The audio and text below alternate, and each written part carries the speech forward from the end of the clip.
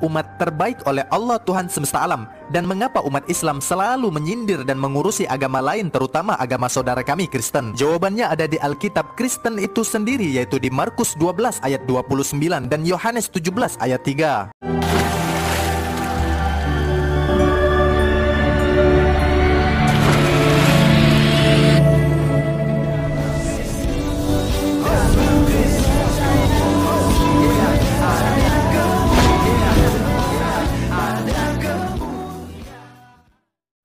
Salam Elechem Bisem Yeshua HaMashiach. Salam damai sejahtera di dalam nama Tuhan Yesus Kristus untuk kita semua. Teman-teman sekalian, pada video kali ini kita akan membahas mengenai channel Al-Quran Teknologi lagi, yang katanya umat Islam yang merupakan agama yang diridhoi oleh Allahnya suka mengganggu, menyindir, bahkan membubarkan ibadah mungkin ya. Kemudian teriak-teriak Allahu Akbar, tolak gereja gitu ya.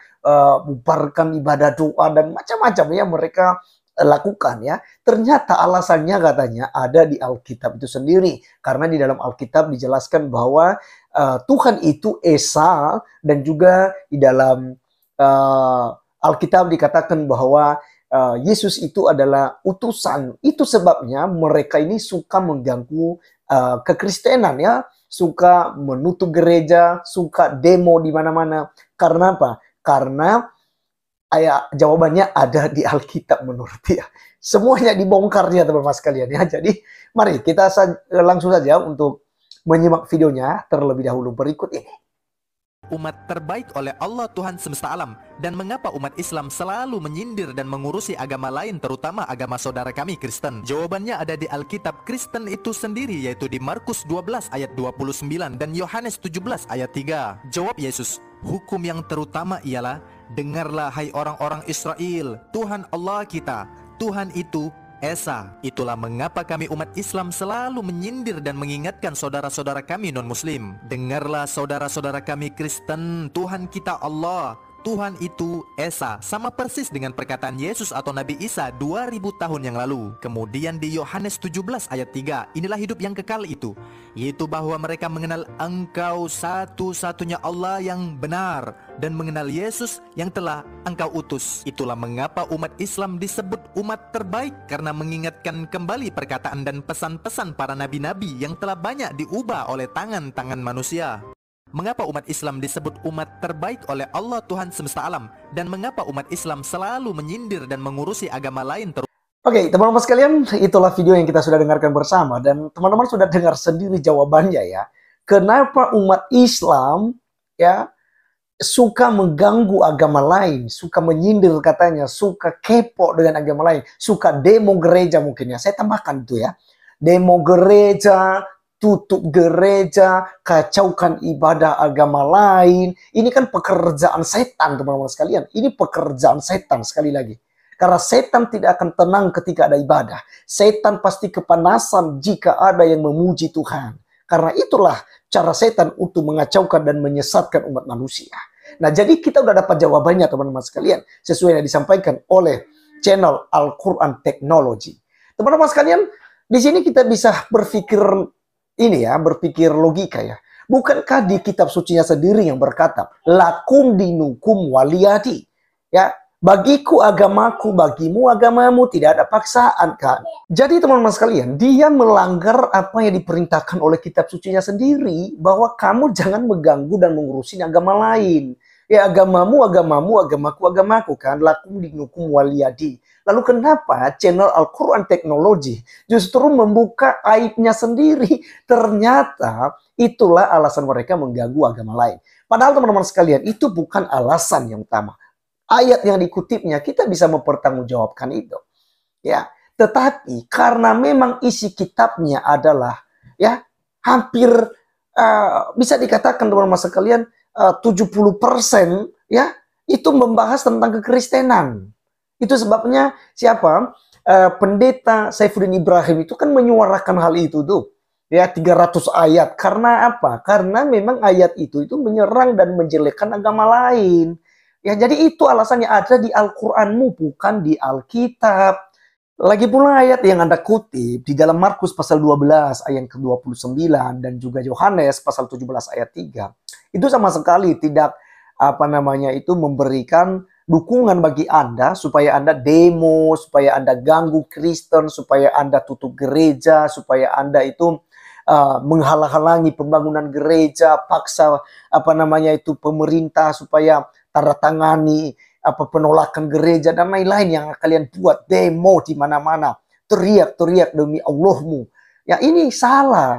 Ya, marilah beragama, jangan sampai mabuk agama. Ya, sekali lagi Al-Qur'anmu telah menerangkan bahwa agamamu, agamamu, agamaku, agamaku. Tidak ada paksaan dalam agama Islam, kan? Tidak ada paksaan dalam agama Kristen juga. Ya, jadi mari masing-masing jalani agamamu, kami jalani agama kami.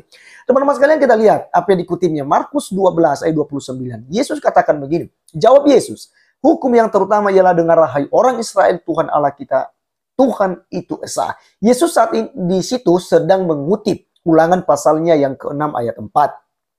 Lalu Yesus teruskan, kasihilah Tuhan Allahmu dengan segenap hatimu, dan dengan segenap jiwamu, dan dengan segenap akal budimu, dan dengan segenap kekuatanmu. Dan hukum yang kedua ialah, kasihilah sesamamu manusia seperti dirimu sendiri. Tidak ada hukum lain yang lebih utama daripada kedua hukum ini. Nah, jadi dari kedua hukum yang diberikan oleh Tuhan Allah sebagai vertikal dan horizontal, ya, itu sudah termasuk di dalamnya 10 hukum Taurat yang diberikan oleh Nabi Musa. Maka teman-teman sekalian, di sini tidak ada masalahnya. Lalu diterangkannya tentang Tuhan itu Esa, dengan juga menerangkan dalam Yohanes pasal 17 ayat 3. Ini sesuatu hal yang keliru dari pemahamannya. Lompat sini, lompat sana, tanpa dia mengerti konteks Alkitab. Ingat, Yesus menerangkan hal ini bahwa hanya satu Allah. Jadi karena pada waktu itu ada banyak Allah-Allah lain, Yesus mengajarkan itu. Tapi ingat, bukan berarti Yesus sedang mengatakan dirinya, dia bukan Allah.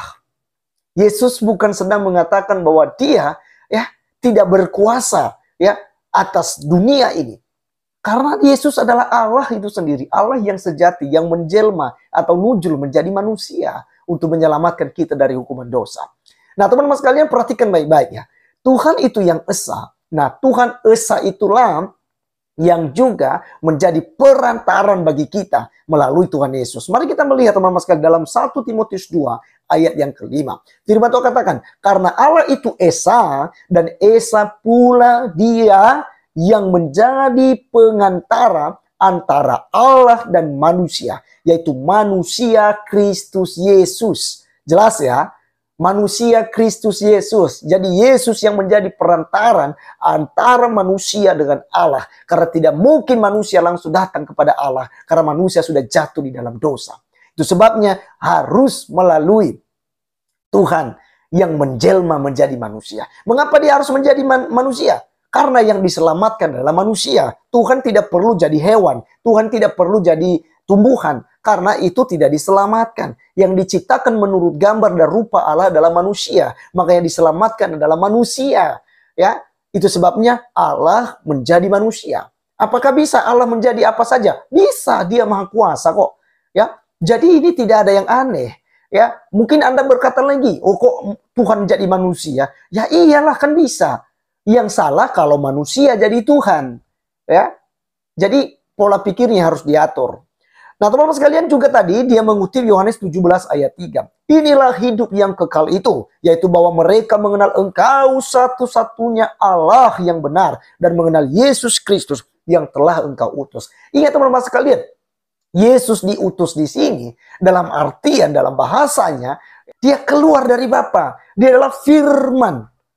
Ya, makanya Yohanes 1 ayat 1 berkata, pada mulanya adalah firman. Firman itu bersama-sama dengan Allah, dan firman itu adalah Allah itu sendiri.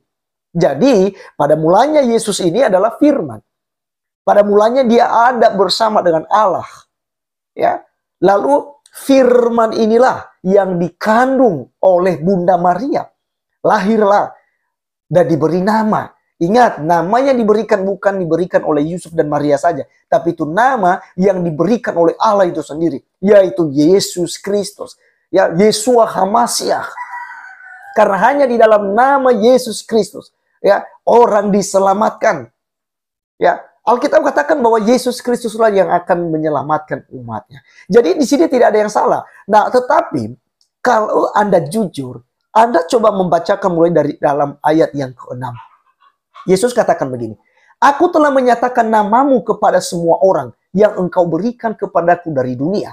Mereka itu milikmu dan engkau telah memberikan mereka kepadaku dan mereka telah menuruti firman-Mu. Perhatikan baik-baik. Aku telah menyatakan namamu. Jadi nama Yesus Kristus ya dinyatakan kepada umat manusia. Nama Tuhan dinyatakan kepada kita. Ya, melalui nama Yesus Kristus. Karena Kisah Para Rasul 4 dan 12 tidak ada nama lain yang dapat menyelamatkan kita. Hanya nama Yesus yang menyelamatkan kita. Kemudian kalau kita lihat ayat 11-nya lagi. Dan aku tidak ada lagi dalam dunia, tetapi mereka masih ada dalam dunia. Dan aku datang kepadamu ya Bapa yang kudus. Peliharalah mereka dalam namamu. Yaitu namamu yang telah engkau berikan kepadaku. Supaya mereka menjadi satu sama seperti kita. Namamu ya Bapa yang telah engkau berikan kepadaku. Supaya mereka menjadi satu sama seperti kita. Karena dalam Yohanes 10 ayat yang ke-30 Yesus katakan, aku dan Bapa adalah satu. Kenapa? Karena dia melekat pada diri Allah. Ya. Jadi Yesus Kristus adalah Allah itu sendiri, teman-teman sekalian, yang telah menjadi manusia. Ya. Jadi apa yang disampaikan oleh si Al-Quran teknologi, ya, ini membuka aibnya sendiri dan agamanya sendiri, yang memang notabene-nya mengganggu dan merusak ajaran agama lain dan juga tempat ibadah agama lain.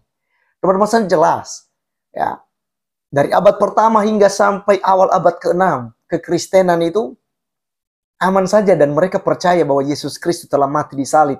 Yesus Kristus adalah Tuhan dan Juru Selamat bagi kita. Tapi di akhir abad ke-6 atau awal abad ke-7, muncullah Islam.